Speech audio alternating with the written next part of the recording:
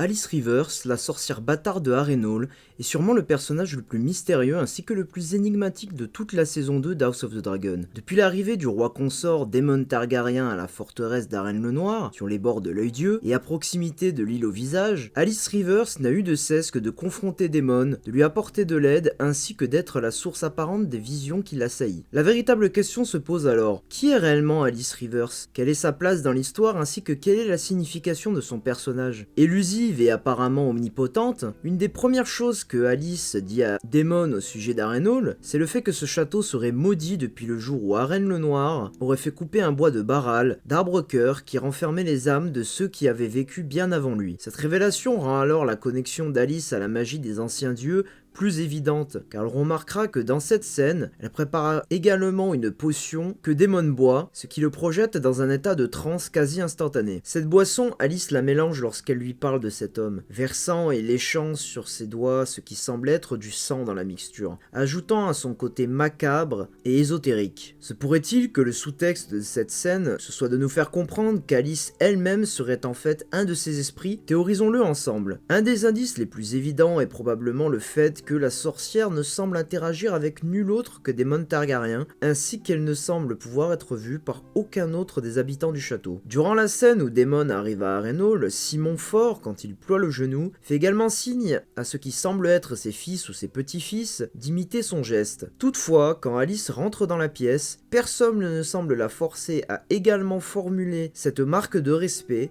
qui serait attendue d'une simple bâtarde sans titre de noblesse. Un homme semble la remarquer à part Daemon, mais il baisse immédiatement la tête quand Alice apparaît, comme apeuré. Également dans l'épisode 5, quand Daemon révèle à Alice qu'il compte prendre Port-Réal pour lui seul, afin de régner également avec Rhaenyra, pas uniquement en tant que roi consort, Alice Rivers disparaît alors littéralement derrière Simon Fort quand les deux personnages se croisent. Simon regarde dans sa direction certes, mais il ne semble pas la voir. À la place, on a l'impression qu'il regarde simplement là où Daemon paraissait regarder, ainsi que discuter avec une personne qui au final n'est nulle part pour être vue. Qui plus est, la façon dont Alice est consciente d'apparemment tous les événements présents, passés et futurs est très étrange. Seule la corneille à trois yeux a un tel pouvoir, et la manière dont Alice semble appeler Daemon avant cette conversation, en faisant semblablement faire hurler des cris fantomatiques dans sa tête, en dit beaucoup sur sa réelle nature. Quand Daemon cherche à quitter Harrenhal, Alice lui prédit l'avenir, lui annonçant que dans 3 jours,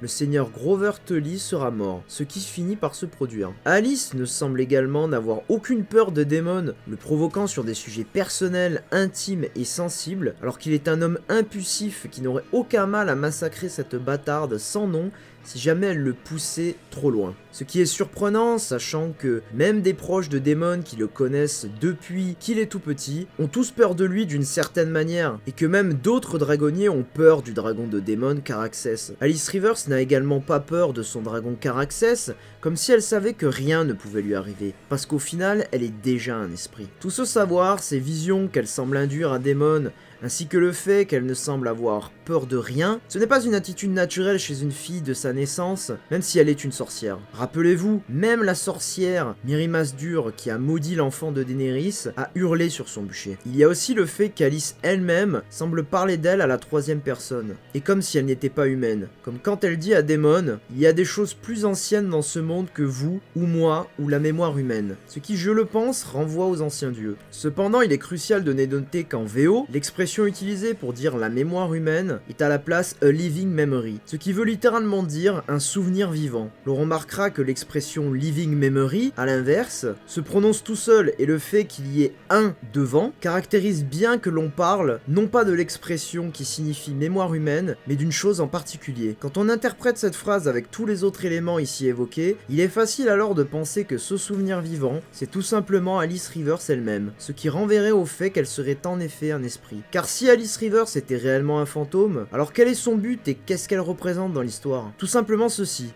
un souvenir vivant. Voyez-vous, la danse des dragons est une histoire guerrière qui tend à montrer comment les humeurs de certains peuvent causer la mort de milliers d'individus innocents. Comme l'œuvre principale, c'est un récit profondément contre la guerre et contre les machinations de la monarchie absolue ainsi que des états-nations qui envoient les gens du commun se massacrer les uns contre les autres pour une cause qui n'est pas la leur et sur laquelle ils n'ont aucune emprise. Ici, à Westeros, c'est la mort des dragons qui marque notamment ce gâchis de vie. Pour des questions d'ambition et de succession, la lignée Targaryen, qui s'est construite sur le rêve d'Aegon d'unifier les royaumes contre l'envahisseur du Nord, va détruire des centaines de milliers de vies, ainsi que faire disparaître la source de magie qui représente leur meilleure chance de vaincre l'ennemi, les dragons, dans une guerre fratricide. Alice Rivers représente la voix des innocents qui périront dans le massacre. On le voit quand elle s'insurge devant Daemon, des massacres qui ont été commis en son nom sur les terres Bracken, comme si elle les avait subis elle-même, alors qu'elle n'importe que peu d'importance à la mort du seigneur Grover